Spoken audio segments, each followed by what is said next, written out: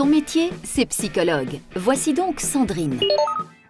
Elle aide tous ceux qui connaissent des problèmes, des moments de dépression, des crises. C'est une professionnelle du fonctionnement psychique et des relations interpersonnelles.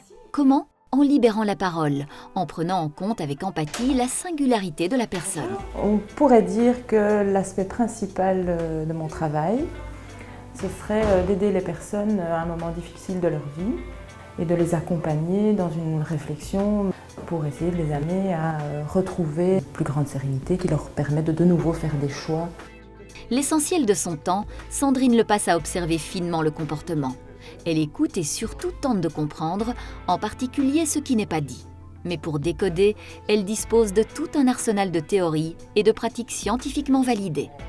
On n'a pas à décider pour les personnes de ce qui serait une bonne voie ou une mauvaise voie, mais d'essayer de repérer ce qu'il en est de la voie de la personne, de ses choix à elle, de son style, et en tout cas d'aider au processus, mais pas de faire le processus à la place. Normalement, Sandrine prend son temps pour traiter les gens, mais il lui arrive d'intervenir dans l'urgence.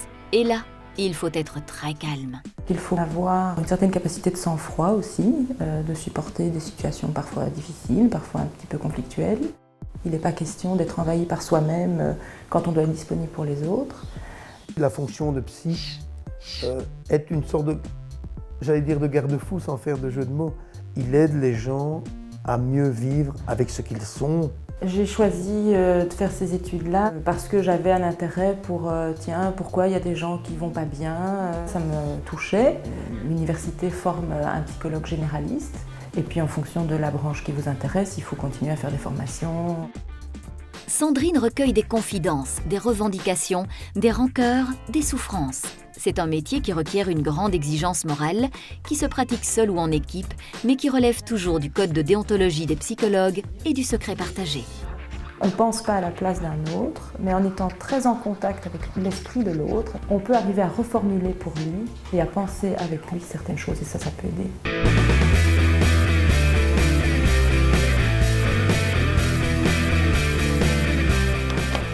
Mon métier, c'est